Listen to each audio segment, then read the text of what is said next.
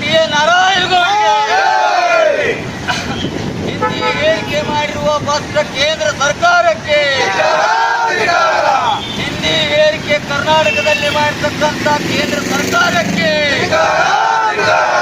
ಏಕೆ ಬೇಕು ಭ್ರಷ್ಟ ಕೇಂದ್ರ ಸರ್ಕಾರಕ್ಕೆ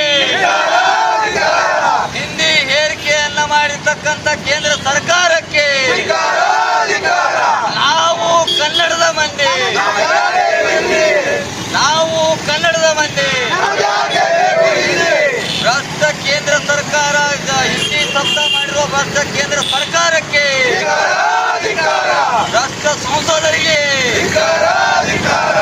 ಭ್ರಷ್ಟ ಕೇಂದ್ರ ಕೇಂದ್ರ ಪ್ರಧಾನ ಮಂತ್ರಿಗಳಿಗೆ ಭ್ರಷ್ಟ ಕೇಂದ್ರ ಸರ್ಕಾರಕ್ಕೆ ಅಧಿಕೃತ ಇಲ್ಲದ ಹಿಂದಿ ಭಾಷೆಯನ್ನ ಏರಿಕೆ ಮಾಡುತ್ತಿರುವ ಭ್ರಷ್ಟ ಕೇಂದ್ರ ಸರ್ಕಾರಕ್ಕೆ ಏಕೆ ಬೇಕು ಕರ್ನಾಟಕ ರಕ್ಷಣಾ ವೇದಿಕೆಗೆ ಸಮರಸಿಂಹ ಟಿ.ಎ. ನಾರಾಯಣಗೌಡರಿಗೆ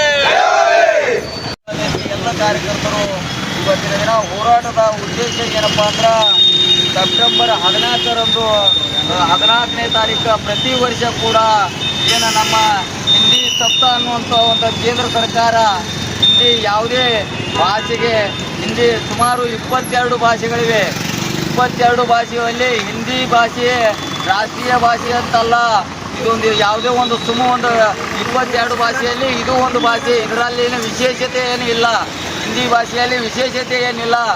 ಸುಮ್ಕೆ ಕೇಂದ್ರ ಸರ್ಕಾರದವರು ತಮಗೆ ಕನ್ನಡ ಮಾತನಾಡಲು ಬರಬೇಕ ಕಾರಣಕ್ಕಾಗಿ ಈ ಹಿಂದಿ ಸಪ್ತಾಹ ಮತ್ತು ಹಿಂದಿ ದಿವಸ ಸತ್ಯಾಕಿಸಿಂದ ಏನು ಇದನ್ನು ಮಾಡ್ಯಾರ. ಅದಕ್ಕೆ ನಮ್ಮ ಸನ್ಮಾನ್ಯ ಶ್ರೀ ಟಿ.ಎ. ನಾರಾಯಣಗೌಡರು ರಾಜ್ಯಾದ್ಯಂತ ಸುಮಾರು 25 ವರ್ಷಗಳ ಕಾಲ ನಿರಂತರ ಹಿಂದಿ ಅಧಿಕೃತವಾದಂಥ ಸಂವಿಧಾನದಲ್ಲಿ ಅಧಿಕೃತವಾದಂಥ ಹಿಂದಿ ಭಾಷೆ ರಾಷ್ಟ್ರ ಭಾಷೆ ಅಲ್ಲ ಮತ್ತು ಸರ್ಕಾರದ ಯಾವುದೇ ಸರ್ಕಾರದಿಂದ ಕೂಡ ಹಿಂದಿ ಭಾಷೆಯನ್ನು ಸಪ್ತಾಹ ಮಾಡಿ ಅಂತ ಹೇಳಿಕೆಸಿಂದ ಯಾವುದೇ ರೀತಿಯ ಆದೇಶವಿಲ್ಲ.